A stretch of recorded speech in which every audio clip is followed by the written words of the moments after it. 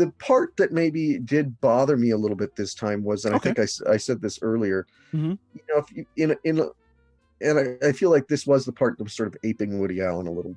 Okay. In a Woody Allen movie, you've got New York there, and you know everybody always, well, New York is a character in a Woody Allen movie, and that's sort of the cliche. Yeah. But Woody always does it by just having the city. It's just there.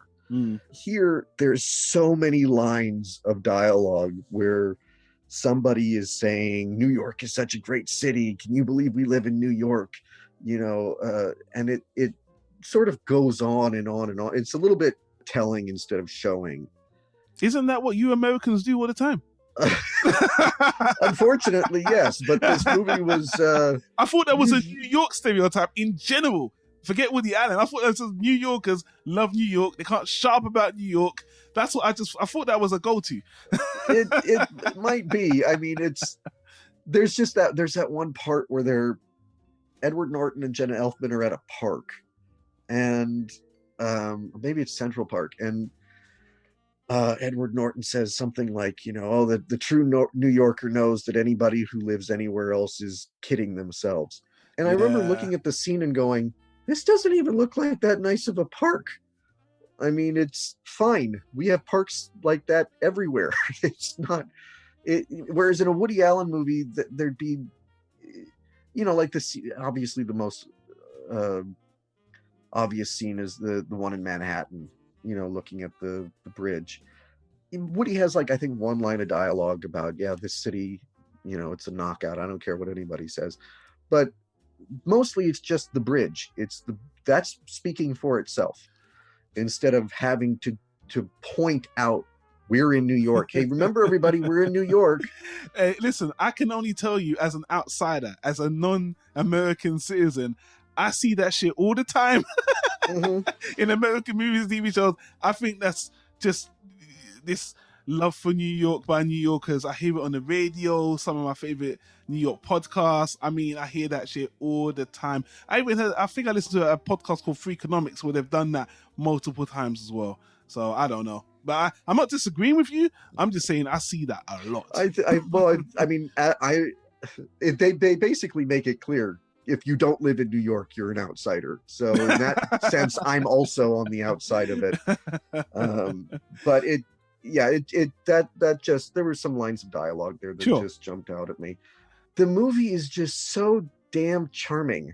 It is. I got to play some more clips, you know. Because I'm going to play all of these clips. I know we got to. Please do. Kind of wrap this up. Let me play some more clips, guys, because I love it that much. I'm sorry, but yeah, this was great. And this, again, I would say Edward Norton's directing the movie, and he puts the light on Jenna Elfman and Ben Stiller. And because of that, I would say as an actor, he slightly shortchanged himself, but he's directing the movie anyway, and that's what he wanted to do. You know, he wanted to guide the movie and act in it. And so I'm not surprised he's not in it as much as you might expect. He's in it a lot. I'm not saying that, but this is one of his big scenes. And again, this is where you see Edward Norton just acts differently. I haven't seen him act with this emotion, and just it's just so subtle. And yeah, it's kind of heartbreaking. Brian, come on, let's just talk about this. You don't drink? Excuse me, but I think in light of recent revelations, neither of us is in a position to say what the other one does or does not do with much authority, wouldn't you say? Oh, God. You must think I'm such an idiot. No, Brian. No. I mean, I think I'm an idiot. I mean, all these moments with you, you know, I've been walking around on a cloud and just been reflected glow off of you and Jake. That's not true. I'm so embarrassed. God, talk about a bad case of the third wheel. Oh, Brian. I feel like I'm on some bad new Aaron spelling show. Melrose Priest. No. I don't get this. You know, why now? Why tell me like this? After months and months of lying, why call me over in the middle of the night and cry to me and... He broke up with you, didn't he? That moron broke up with you. And you called your old friend the priest. Well, No, it makes total sense. It's just... Tonight, I really didn't want to be one. Man, the first time I don't know. I don't even remember that scene the first time I watched it. The second time, when he just said, "I'm so embarrassed," and you see his face and how he delivers the line, and you look at him, it's a gut punch. I was surprised how sad I felt from that. Wow, man, I really feel the weight of just the shame and just the disappointment. I got another scene where he does the same thing again, but what great acting. And I really, after all these years, just last year I saw Edward Norton, I always knew he was a great actor, without a doubt. He's done amazing movies, but I just saw a new dimension of him when I saw this movie, and I was really impressed.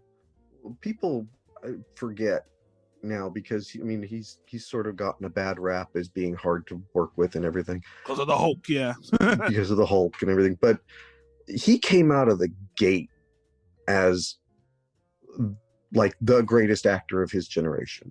I mean, the very first movie he does is Primal Fear, and he gets nominated for an Oscar. Yeah.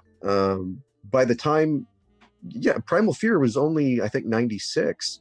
So by the time Keeping the Faith came out, he'd only really been around for 4 years. But, he had American History X and Fight Club and People vs. Larry Flint and Rounders. And the guy just sort of came out and dominated. Yeah. And then he gets his chance, okay, we're going to let you direct. What do you want to direct? I want to direct this really light movie where it's priest and a rabbi fall in love with the same girl. And he could have just as easily made a David Fincher kind of a movie, or which would be more expected as well. There's just one shot in this movie where like the Edward Norton we know comes out, where he's having a dream about actually getting to sleep with Jenna Elfman, and there's one tight shot on his face where it's like, that's the guy from Fight Club, that's the guy from American History X. You see that tension in his face, that aggression. I pause you there and say, actually, before I forget, the sensual scenes that are in this movie, because there's a lot of sex between Jenna Elfman and Ben Stiller, and that dream you just mentioned, it's shot actually quite intimately. The scenes where they're making love, they're very fleeting, because the scenes just jump between Ben Stiller. It shows how their relationship is kind of progressing and degrading, and the sex they have is really sensual. I mean, the first time they have sex in the bed, and the way he's caressing, and the way Edward Norton directed those scenes, surprisingly intimate for even this borderline family movie, that I was like, this is quite intimate. And that dream where he was, as a priest having his first erotic dream about his friend, it was comical as well. It was really well done. I just thought, he's got an eye. He's got an eye for this, for sensual stuff too, which is I have to compliment.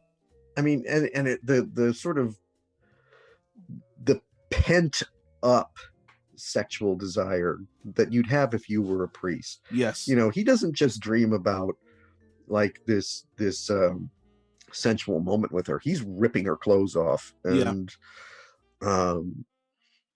which makes sense. And I think looking at the movie, another director might not have done that. They might have pulled back and said, oh, let's have this where all they do is kiss, and then he wakes up.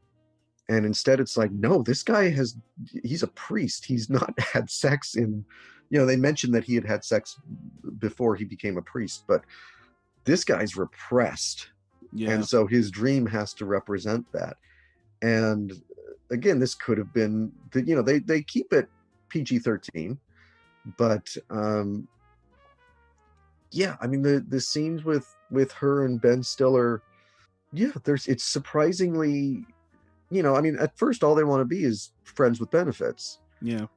And, they could shy away from that. They could cut to the curtains, and instead they linger on it, and they show these two people in a very intimate moment. And it's a comedy for adults that doesn't have to rely on, you know, most of the time if you say, well, we're making a comedy for adults, then it's R-rated and it's immature and it's, which is fine. Those movies have their place too. But this one, it's sort of like, we're going to assume that our audience is smart. And it's the reason I love Woody. It's because he doesn't play down to the audience. He never assumes that his audience is dumb. Yeah. And this movie, you know, says, hey, we're going to assume that you're all grown-ups here.